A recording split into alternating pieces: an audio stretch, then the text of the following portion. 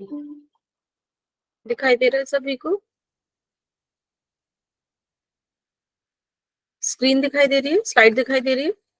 Yes ma'am. ठीक है। तो कल हमने अपने स्टमक तक के बारे में पढ़ा था कि हमारा खाना जो है हमारे स्टमक तक जाता है। उसके बाद हमने आगे की प्रक्रिया के बारे में पढ़ना था। उसके बाद का जो हमारा खाना होता है वो प्रवेश करता है हमारी आंतों में। हमारी आंतें जो होती हैं वो दो प्रकार की होती हैं हमारे शरीर में, एक छोटी और एक बड़ी। छोटी और बड़ी का जो है तात्पर्य उसे हम अभी समझते हैं। तो छोटी जो होती परंतु वो छोटी नहीं है, मतलब सिर्फ उसका डायमीटर छोटा होता है। लंबाई उसकी ज्यादा होती है, लगभग लगभग 5 से 6 मीटर की। यहाँ पर 7 मीटर दिया हुआ है, 22 फीट के करीब होती है। ये भी एक ट्यूब के आकार की होती है। और हमारे एक्चुअली पूरे जो पेट में हम देखते हैं एब्डोमिनल कैविटी में यही मतलब पूरी तरह से पाई जाती है। स्मॉल इंटेस्टीन ऊपर से जो है ये स्टमक से जुड़ी हुई होती है। स्टमक का जो हमारा एक पार्ट था हमने देखा था, कौन सा था? Pyloric sphincter. पिक्चर में देख लेते हैं। हाँ, पाइलोरिक स्पिंटर, ये जो पिक थी ना आपने देखा था, ये हमारे पेट के बारे में हमने पढ़ा था। ऊपर वाला हमारा कार्डिक स्पिंटर था, नीचे वाला पाइलोरिक स्पिंटर होता है। जो पाइलोरिस से जो बाहर का जो हमारा फिर खाना निकलता है, तो वहां से ही हमारी छोटी आंत का पार्ट शुरू हो जाता है। और उसके बाद ये पूरी जो है हमारी जो 6-7 मीटर की जो लगभग लगभग होती है, ये आप पूरे उसमें देख रहे हो, हमारे पूरे पेट में जो है पाई जाती है। और उसके बाद जो जब वो अंत होती है या उसके आगे की शुरुआत होती है हमारे लार्ज इंटेस्टीन की। लार्ज इंटेस्टीन की लंबाई तो छोटी होती है, परंतु उसका डायमीटर जो होता है, डायमीटर को हिंदी में हम क्या कहेंगे? उसका चौड़ाई आप कह सकते हो यहाँ पर समझने के लिए, पर उसका डायमीटर ज्यादा होता है, इसलिए उसको लार्ज कहा जाता है। परिमाप ठीक है कहते ना? हैं मैम। हाँ जी। परिमाप। नहीं, परिमाप शायद नहीं कहेंगे, डायमीटर व्यास कहते यस, व्यास। हाँ, व्यास ना, एम आई राइट? हाँ। तो जो उसकी मतलब पूरी गोलाई जितनी है ये कह सकते हैं। और लार्ज इंटेस्टीन ने देखो चारों तरफ से जो घेर रखा होता है स्मॉल इंटेस्टीन को, ठीक है? तो स्मॉल इंटेस्टीन अंदर होती है, लार्ज इंटेस्टीन से घिरी हुई होती है। और यहाँ पर जो हमारी डाइजेशन की जो प्रक्रिया शुरू हुई थी वो यहाँ पर आके पूरी होती है। जो शुरुआत हो चुकी थी वो उसकी प्रक्रिया यहाँ पर होती है। और साथ ही साथ जो हमारे स्मॉल इंटेस्टीन में होती है एब्जॉर्प्शन, जो भी रस जो छोटे छोटे छोटे छोटे जो पार्ट्स में या उनके जो सिंपल कंपाउंड्स में जब चेंज हो जाते तो वहां पर उनका जो है उनको सोखा जाता है, उनके रसों को एब्जॉर्प्शन होता है हमारी बॉडी के अंदर। तो वो एब्जॉर्प्शन हमारा यहाँ पर ही होता है स्मॉल इंटेस्टीन में, जो कि आपको ये पिक्चर में दिखाई दे रहा है। अब स्मॉल इंटेस्टीन को समझने के लिए, पढ़ने के लिए हम उसको 3 हिस्सों में हम समझते हैं। उसके 3 पार्ट्स होते हैं। पहला होता है डियोडिनम, दूसरा होता है जेजुनम, और तीसरा होता है इलियम। डियोडिनम यहाँ पर ऐसा विजिबल नहीं हो रहा है। जेजुनम ये हल्का सा पर्पलिश है, इलियम हल्का सा येलोइश है। ये हमारे स्मॉल इंटेस्टीन के पार्ट हैं।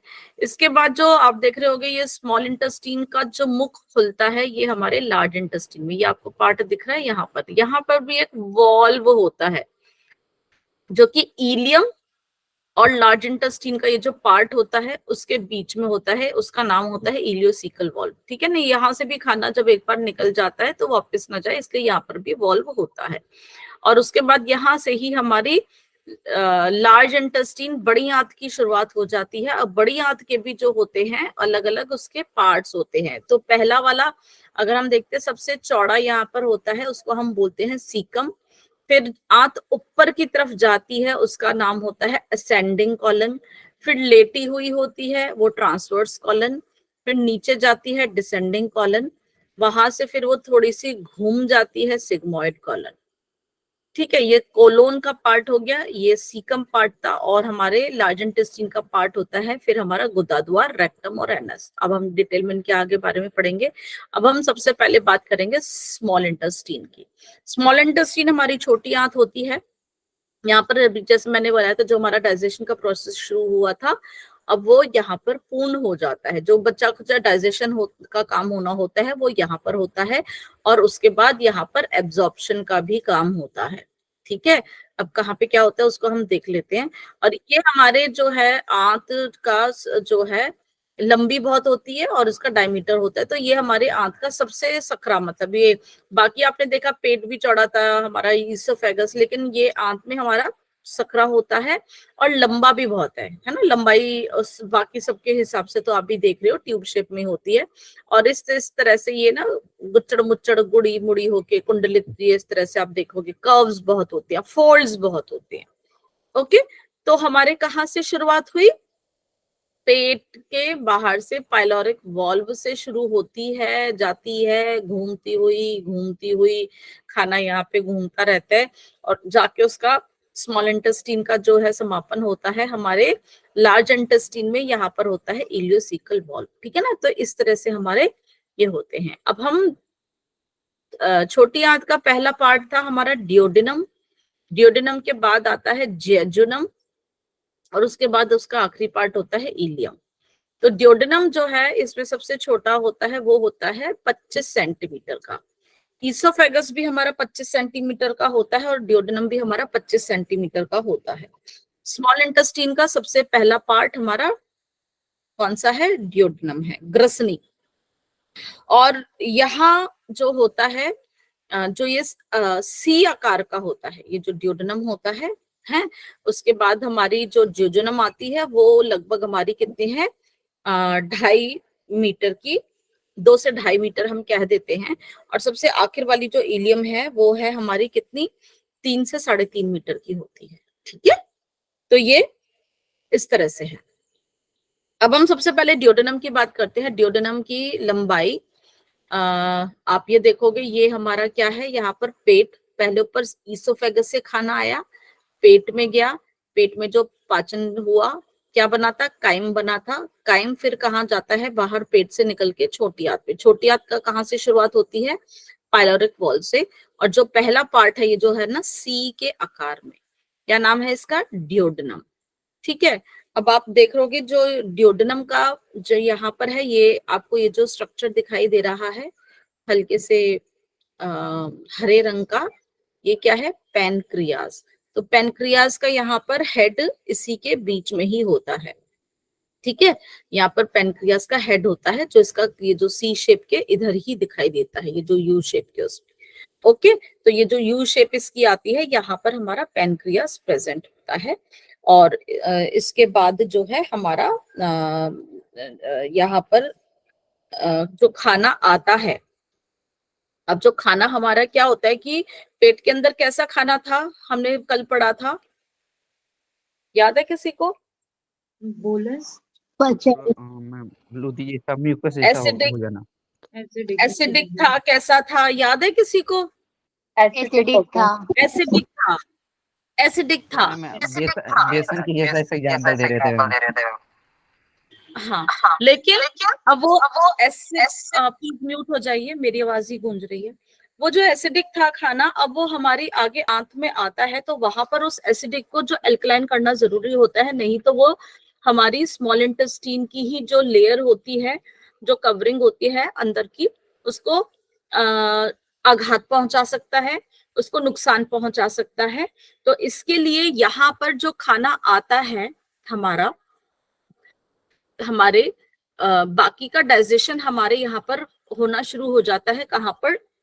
डियोडिनम में। अब डियोडिनम में वो पाचन कैसे होता है? पाचन करने के लिए कुछ ना कुछ केमिकल की तो जरूरत पड़ेगी, है ना। हमें पता है कि वहां पर क्या जरूरत पड़ती है, हमें कुछ सिक्रीशंस की जरूरत पड़ती है, कुछ जो होते हैं जूसेस की जरूरत पड़ती है। तो वो जूस जो होते हैं वो हमारे कहाँ से आते हैं? वो हमारा पैनक्रियाज रिलीज करता है। पैनक्रियाज क्या करता है? अपने कुछ जो है हमारे वो वहां से पैनक्रियाटिक जूस को जो है रिलीज करता है। ठीक है, जो कि हमारे उसको डाइजेशन में जो है मदद करती हैं। ओके, और साथ ही साथ हमारे जो लीवर है, लीवर से भी वहां की सिक्रीशंस जो आती हैं ट्यूब के माध्यम से, और वो भी डियोडेनम के अंदर आती है। तो दोनों की ट्यूब मिलके एक ही ट्यूब बना लेती हैं, और वहां पर एक हमारे डियोडेनम में छेद होता है। बाकी जगह कहीं पर भी कुछ नहीं था, सिर्फ एक यहाँ पर एक ओपनिंग होती है। उस ओपनिंग से इस दोनों की डक्ट अंदर जाती हैं और अपने जूस को छोड़ती हैं, जिससे हमारा जो एसिडिक है वो एल्कलाइन भी बने, ठीक है, और डाइजेशन भी हो। हमारी डियोडेनम के अंदर बहुत सारे खुद के भी ग्लैंड्स होते हैं, उसकी लाइनिंग ऐसी होती है, वो जो एसिडिक खाना आता है उसको भी वो एल्कलाइन बनाते हैं, ठीक है।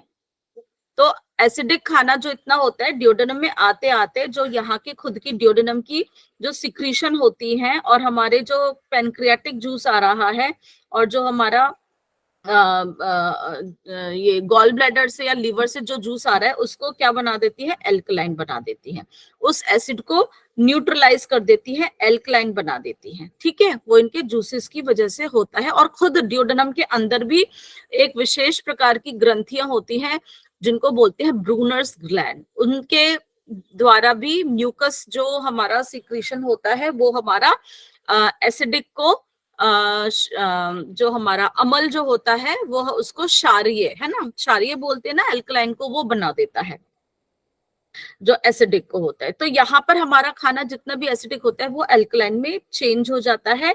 और यहाँ पर भी हमारे जो भी डाइजेशन कुछ रह गई थी वो भी यहाँ पर होती है, ठीक है, वो भी यहाँ पर हमारी डाइजेशन जो है वो हो जाती है उन जूसेस के माध्यम से।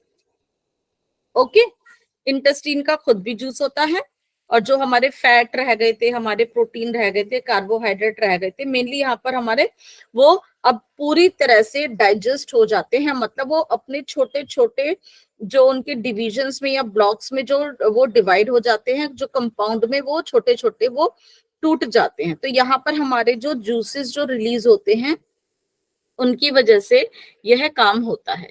तो एल्कलाइन जूसेस हमारे गॉल ब्लैडर या हमारे लीवर से और हमारे पैनक्रियाज से जो होते हैं वो हमारे डाइजेशन में भी हेल्प करते हैं, एल्कलाइन में भी हेल्प करते हैं। हमारा फैट और प्रोटीन और कार्बोहाइड्रेट्स का जो बेसिक उनके जो ब्लॉक्स होते हैं उसमें कन्वर्ट कर देते हैं, ठीक है, समझ आ गई। और जो हमारे डक्ट जो होती हैं, जो ट्यूब होती हैं, जो लिवर और पैनक्रियाज को लेकर आती हैं, पैनक्रियाज की तो होती है पैनक्रियाटिक डक्ट, लिवर से गॉल ब्लैडर से जो आती है लिवर वाली होती है हेपेटिक डक्ट, गॉल ब्लैडर से भी हमारी सिस्टिक डक्ट होती है। वो दोनों मिलके भी हमारी कॉमन बाइल डक्ट बनाते हैं, जिसको हम कॉमनली हम क्या बोलते हैं, सीबीडी, सुना होगा, डॉक्टर्स हम लोग बोलते हैं सीबीडी हो गया, है ना, सीबीडी। और सीबीडी और पैनक्रियाटिक डक्ट दोनों मिलके जो होती है एक कॉमन डक्ट बना देती है, उसको हम हेपेटो लिवर के लिए टर्म यूज होती है, हेपेटो और पैनक्रियाटिक, हेपेटो पैनक्रियाटिक डक्ट। एक को देखो दोनों एक ही में मिलकर ना, और जहां पर ये घुसते हैं इसको ये एम्प्यूला बोलते हैं, इसको हम यहाँ पर ये होता है एम्प्यूला, जिसमें कि वो हमारी उसमें से हमारी ये एंट्री करती है, क्या, हमारी हेपेटो पैनक्रियाटिक डक्ट, ये एक एम्पुला होता है, ठीक है, हेपेटो पैनक्रियाटिक एम्पुला भी हम उसे कह देते हैं, दिस इज अ एम्पुला। हमारे डियोडेनम में सिर्फ एक यहीं पर ही होता है, और कहीं पर इस तरह से और कहीं नहीं होता, ठीक है।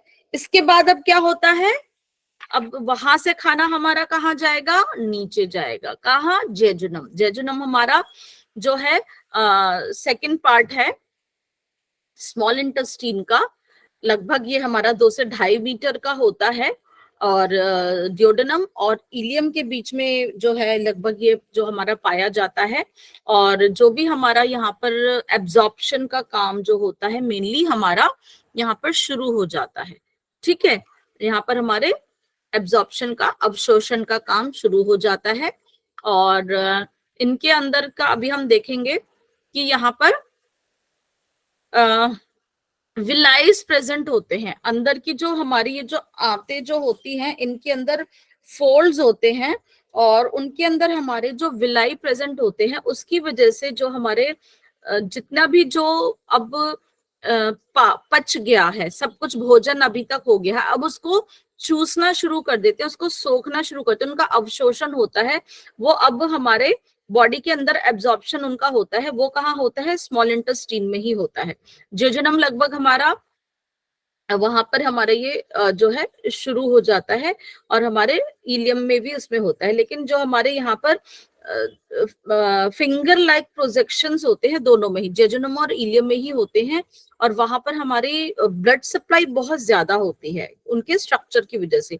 तो वो जो ब्लड सप्लाई जो होती है, वो जितने भी रस होते हैं उनको मैक्सिमम वहां पर चूसती है, तो जितना भी हमारा खाना होता है वो हमारी आंतों में चूस लिया जाता है, और आंतों से डायरेक्ट कहाँ जाता है, हमारे ब्लड के अंदर। और इंटेस्टीन का हमारा खुद का जूस जो होता है वो अल्कलाइन होता है, तो अगर जो भी जितना भी एसिडिक होता है वो आगे जाके अगर थोड़ा बहुत ड्यूडेनम नहीं भी कराए, आंतों के भी खुद जूस निकलते रहते हैं, वो हमारे सारे जो होते हैं इसको खाने को जो है वो क्या बना देते हैं, अल्कलाइन बना देते हैं। ठीक है, तो ये हमारे पूरा जेजुनम और इलियम में हमारा काम होता है। जेजुनम में जो होती है ब्लड सप्लाई बहुत ज्यादा होती है, इलियम में कंपैरेटिवली थोड़ी सी कम होती है। ठीक है, ज्यादा यहाँ पर होती है, और इसके बाद यहाँ पर जो एब्जॉर्प्शन के बाद धीरे धीरे जो वेस्ट जो है वो बनना शुरू हो जाता है, तो ज्यादातर हमारा जो है मुख्य रूप से जेजुनम में जो हमारी एब्जॉर्प्शन शुरू हो जाती है, और हमारी फिर इलियम में भी होती है, मेनली वहां पर होती है। ठीक है, तो अंदर हमारी म्यूकस मेम्ब्रेन भी होती है ना, सारे के सारे ये हमारी मदद करते हैं। तो इंटेस्टिनल जूसेस जो होते हैं, जो कि हमारी हमारे जो प्रोटीन या हमारे जो भी हमारा शुगर था, कार्बोहाइड्रेट्स थे, फैट थे, ये उसको कंप्लीटली और छोटे उसमें कन्वर्ट करके फिर हमारे को बिल्कुल मदद करती है कि ब्लड के अंदर हमारा सब कुछ एब्जॉर्ब हो जाए। ओके, अब हम देखते हैं इलियम जो है, जेजुनम से इलियम में गया था खाना, तो इलियम से फिर कहाँ जाता है, हमारे बड़ी आंत की तरफ, और इलियम और बड़ी आंत के बीच में वहां पर भी एक वॉल्व होता है, जो कि खाना फिर वापस ना जाए, एक ही डायरेक्शन में काम करे, क्योंकि यहाँ पर हमारा ऑलमोस्ट जो वेस्ट जो है उससे वो बनना शुरू हो जाता है, एब्जॉर्प्शन हो गया है, जितने भी न्यूट्रिएंट्स थे, जितने भी पोषक तत्व थे हमारे खाने में, उनका पूरी रूप से वो सोख लिया जाता है। उसके बाद हमारी बॉडी का वेस्ट ही होता है जो कि आगे बड़ी आंत को भेज दिया जाता है, और वहां पे हमारे वॉल प्रेजेंट होता है। कौन सा होता है, इलियोसिकल वॉल, ताकि जो भी अगर उसके बाद का जो भी वेस्ट है वो वापस हमारी छोटी आंत में जो है ना जाए। ठीक है, अब हमारी आंत के अंदर जो मैंने बात करी थी कि फोल्ड्स होते हैं, ये हमारी आंतों के अंदर का ये स्ट्रक्चर है, फोल्ड्स होते हैं। जैसे आप देखते हो ना कि आप मतलब जो साड़ी पहनते हैं, पल्ला जो होता है, पल्ला आपका इतना चौड़ा होता है, आप उसको फोल्ड कर करके इतना सा बना लेते हैं, लेकिन अगर देखा जाए ओपन करोगे तो इतना होता है, तो सरफेस एरिया कितना ज्यादा होता है। तो ऐसे ही हमारे जो है आंतों के अंदर इस तरह से फिंगर लाइक, जैसे आपकी उंगली है, उंगली हाथ हमारा है, अगर इसको पूरा हम खोल देंगे तो इसका एरिया बहुत बड़ा बनता है, तो उस एरिया में बहुत छोटे छोटे हमारे यहाँ पे देखोगे उन फिंगर लाइक प्रोजेक्शंस के ऊपर ऐसे हमारे विलाइज प्रेजेंट होते हैं, और उनके ऊपर भी बहुत छोटे छोटे हेयर लाइक प्रोजेक्शंस होते हैं जो कि माइक्रोविलाई होते हैं, और इनके अंदर फिर हमारी ब्लड सप्लाई बहुत ज्यादा होती है, तो हमारा जितना भी रस होता है उनको बहुत अच्छे से यहाँ पे चूसा जाता है, जो कि हमारे लिए बहुत ही जरूरी होते हैं। तो ये जो सर्कुलर फोल्ड्स होते हैं इनको हम वॉल्स और कर्किंग बोलते हैं, ये जो आपको दिख रहे होंगे, ये हमारे जेजुनम में ज्यादा पाए जाते हैं और इलियम में ज्यादा पाए जाते हैं, और सबसे ज्यादा जेजुनम में होते हैं। ब्लड सप्लाई बहुत ज्यादा होती है क्योंकि सबसे ज्यादा एब्जॉर्प्शन हमारी जेजुनम में ही होती है, और उनके ऊपर भी ऐसे ऐसे आप देखोगे छोटे छोटे छोटे छोटे जो है हमारे बाल हैं, जिनसे कि और एब्जॉर्प्शन बढ़ती है और हमारा सरफेस एरिया बढ़ जाता है। ठीक है, ये ब्रश बॉर्डर की तरफ दिखाई देते हैं जो मार्कोविली है, जिससे एब्जॉर्प्शन की काम हमारा बहुत अच्छे से बन जाता है। इन्हीं के अंदर फिर हमारी ब्लड सप्लाई भी होती है, जो कि हमारे को जूसेस जो है अंदर ब्लड के अंदर सिक्रीट करने में मदद करते हैं। यहाँ पे हमारे कुछ लिम्फ वगैरह भी, उनका भी लिम्फ कैपिलरीज भी होती हैं, वहां भी हमारा जो है लिम्फ जूसेस का भी जो है वो भी वहां पर भी उनका जो है सिक्रीशन होना शुरू हो जाता है। ठीक है, तो न्यूट्रिएंट्स की एब्जॉर्प्शन हमारे आंतों में इस तरह से होती है। अब जो खाना जो गया था हमारा, अब जाएगा कहाँ पर, हमारी बड़ी आंत में। बड़ी आंत जो है लंबाई में इतनी नहीं होती, लेकिन हम इसको क्यों बोलते हैं, क्योंकि उसका जो क्या बोला था, व्यास, डायमीटर, वो बड़ा होता है छोटी से, इसीलिए। और ये लगभग इसकी कितनी लेंथ होती है, ये होती सिर्फ 1.5 मीटर के करीब ही है। हमारी स्मॉल इंटेस्टाइन की कितनी लेंथ थी? 7 मीटर। 6 मीटर 7 हाँ, 6 से 7 मीटर तक हो सकती है। ठीक है ना। अच्छा, लार्ज इंटेस्टाइन के जो पार्ट्स होते हैं ये भी अलग अलग पार्ट्स में डिवाइड होता है। तो सबसे पहला जो सबसे इसमें सबसे चौड़ा पार्ट भी होता है, छोटा होता है, वो होता है सीकम। फिर उसके बाद जो है उसका पूरा एक पार्ट होता है जो होता है कोलोन। सबसे लंबा पार्ट कोलोन ही होता है। कोलोन भी हमारा 4 पार्ट में डिवाइड होता है। जो ऊपर की तरफ जाती है वो असेंडिंग कॉलन लेती हुई ट्रांसवर्स नीचे की ओर डिसेंडिंग, और फिर एक कर्व लिए हुए होती है, वो होती है सिग्मोइड कोलन। वहां के बाद नीचे हमारा जो है गुदा द्वार का शुरू हो जाता है, जो कि हमारा होता है रेक्टस, रेक्टम और एनस। ठीक है ना। तो ये हमारे बड़ी आंत के होते हैं। तो सीकम के बारे में हम देखेंगे। इसमें लिखा है कि लंबाई में स्मॉल इंटेस्टीन बड़ी होती है और मोटी होती है, यानी डायमीटर लार्ज इंटेस्टीन का बड़ा होता है, इसलिए से लार्ज कहते हैं। स्मॉल इंटेस्टीन का अंतिम भाग इलियम, जो कि अभी हमने देखा था यहाँ पर, ये इलियम जो है लार्ज इंटेस्टीन में जो है प्रवेश करता है, तो उसको हम इलियोसिकल जंक्शन कहते हैं। यहाँ पर एक वॉल प्रेजेंट होता है जो कि हमारे वेस्टेज को वापस जाने से रोकता है ना। इलियोसिकल जंक्शन से फिर हमारी एनस तक जो हमारा होता है लार्ज इंटेस्टाइन का पार्ट होता है, यहाँ पे कोई भी एंजाइम नहीं होता, मतलब यहाँ पे अब कोई भी हमारा एब्जॉर्प्शन नहीं होता, कोई डाइजेशन नहीं होता, यहाँ पर अब कुछ भी नहीं होता है। लेकिन एक चीज का होता है, अभी हम आगे देखते हैं अब यहाँ पे क्या काम है। तो सबसे पहले आता है हमारा सीकम। सीकम आप देख रहे होगे, फर्स्ट पार्ट है हमारा कोलोन। कोलोन से पहले जो हमारा पार्ट पड़ता है ये हमारा होता है, और लगभग लगभग ये हमारा 3 से 8 सेंटीमीटर का होता है। और सबसे चौड़ाई में सबसे बड़ा होता है, पाउच लाइक होता है। आंख से देखो नीचे की तरफ ये भी जा रहा है, ये पाउच लाइक जो होता है। और सबसे चौड़ा बता दिया मैंने आपको।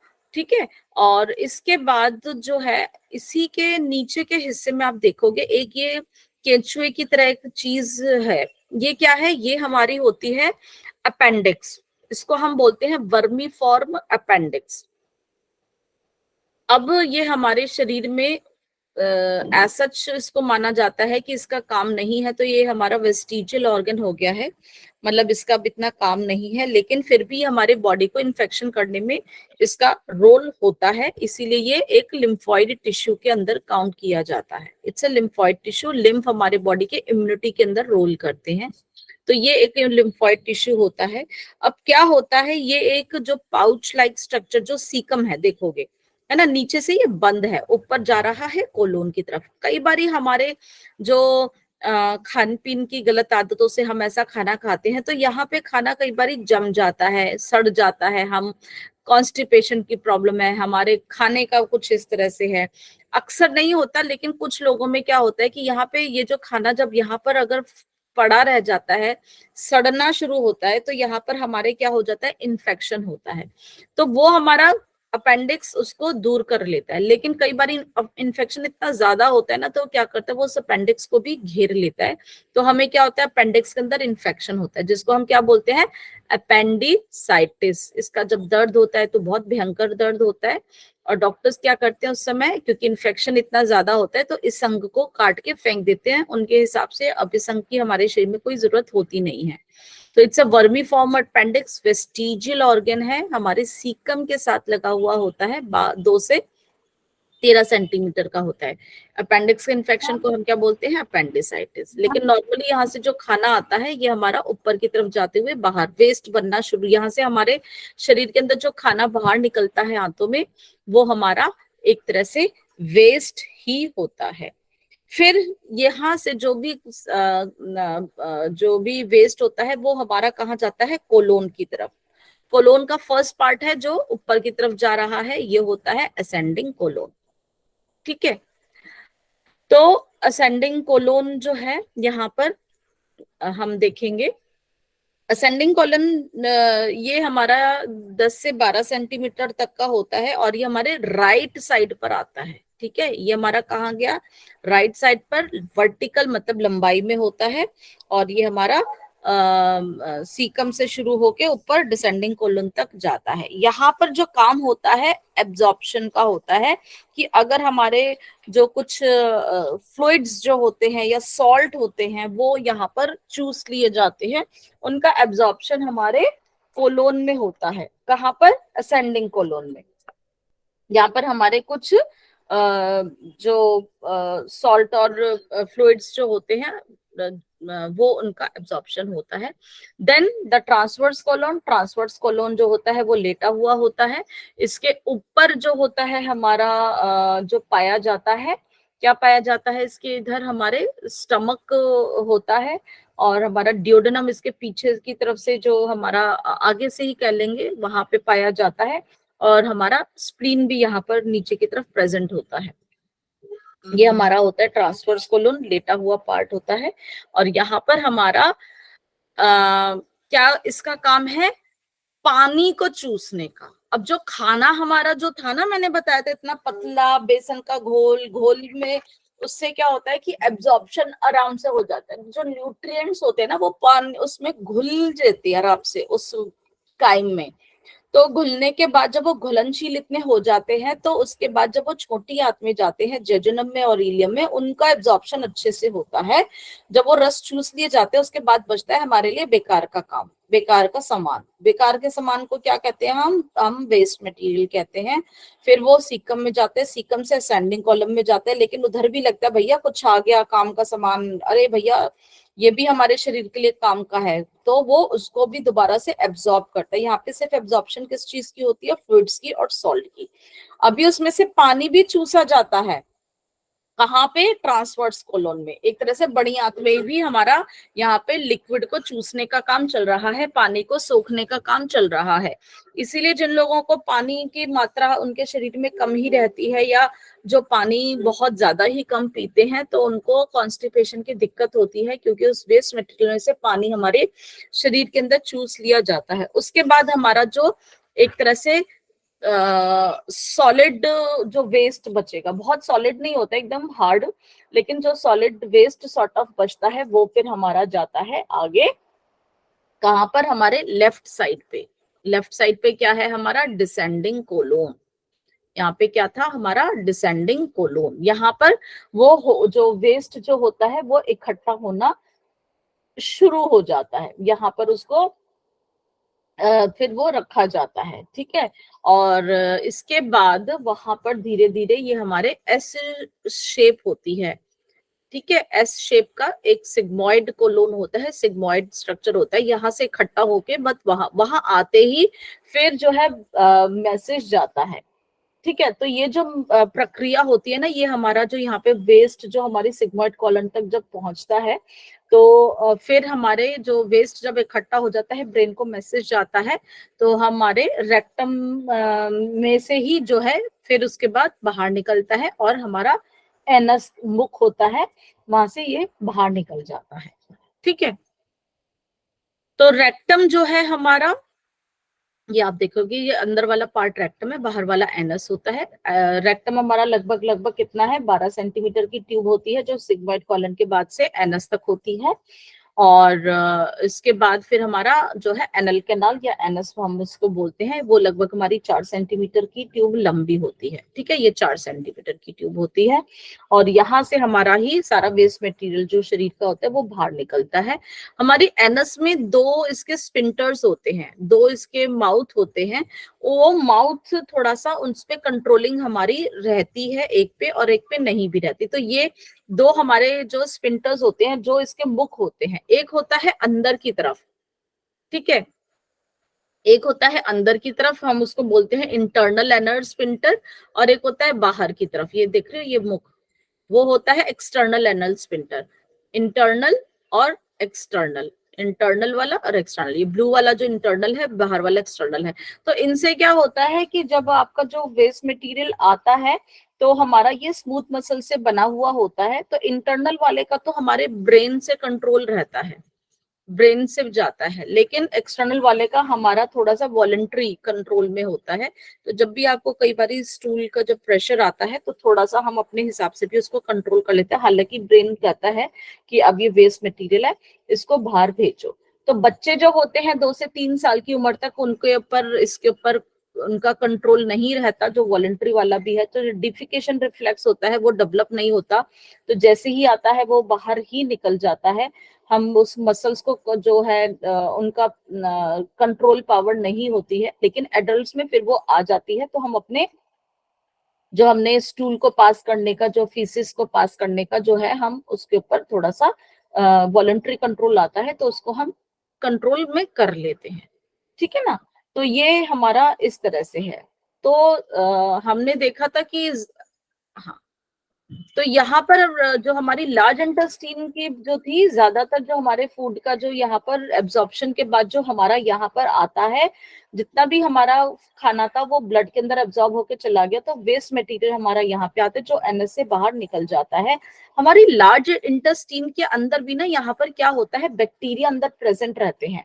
कौन से होते हैं, लेकिन वो गुड बैक्टीरिया होते हैं, वो ही इस जो खाना वेस्ट मटेरियल बचता है ना, उसको क्या करते हैं, उसको डिकम्पोज करने में लग जाते हैं। उस डिकम्पोजिशन से क्या होता है कि हमारी जो भी हमने खाना खाया होता है या जो भी हमने ड्रिंक पानी पिया है या जो भी लिया है, उस वो जब बैक्टीरिया उस खाने को क्या करते हैं, पचाने में मदद करते हैं, डिकम्पोज करते होते हैं, तो गैस भी प्रोड्यूस होती है।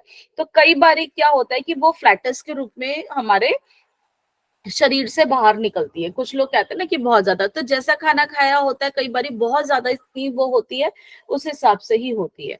तो यहाँ पर जो हमारा खाना, आप कहेंगे कि ऊपर जाएगा नीचे जाएगा, तो यहाँ पर ये सारी हमारी कौन सी मसल से बनी है, स्मूथ मसल्स। स्मूथ मसल्स कैसे काम करती हैं, जैसे केंचुआ होता है, तो यहाँ पर ऐसे ही धीरे धीरे धीरे धीरे खाना जब आगे सरकता रहता है छोटी हाथ से हाथ में, तो यहाँ पर साथ ही साथ उनका एब्जॉर्प्शन और बाकी का जो हमारा डाइजेशन सब इजीली होता रहता है। तो ये हमारा इस तरह से अपने आप ही काम जो है चलता रहता है। कई बारी गर्गलिंग साउंड आती है पेट में, आप लोगों कहते होगे, तो वही जब डिकम्पोजिशन, जो उनका जो स्टूल का फॉर्मेशन हो रहा होता है, तो वहां पर जो कई बारी एयर जो हो रही होती है, तो वो इस तरह से बन रही होती है, तो बड़ी साउंड होती है, और नीचे से यूजुअली वो फ्लैटस के रूप में बाहर शरीर से निकाल दी जाती है। तो हमारे लार्ज इंटेस्टाइन में हमारे गुड बैक्टीरिया होते हैं, उनकी हेल्थ के लिए अच्छा है कि आप हमेशा अच्छा खाना खाएं, क्या खा रहे हैं इसके ऊपर भी आप हमेशा ध्यान रखें।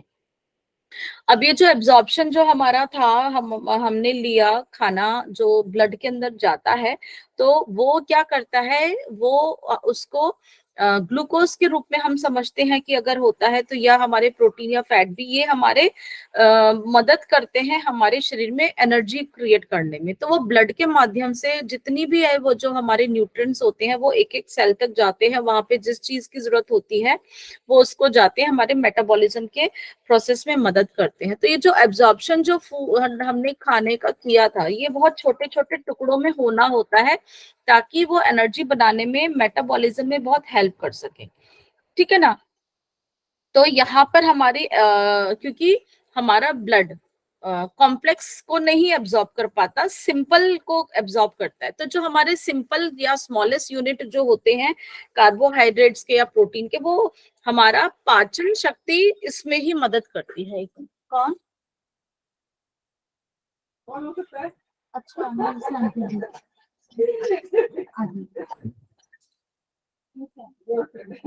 और क्या हो रहा है? मुझे आज क्लास बीच में बंद करनी पड़ेगी एक बारी, मैं अभी क्लास चलिए। हाँ जी, जी। मैं आज की क्लास को यहीं पे विराम देती हूँ, तो कल मैं इसको कंटिन्यू करती हूँ। It's it okay? Okay ma'am. Okay ma'am, thank you. जी मैम। Okay, thank you.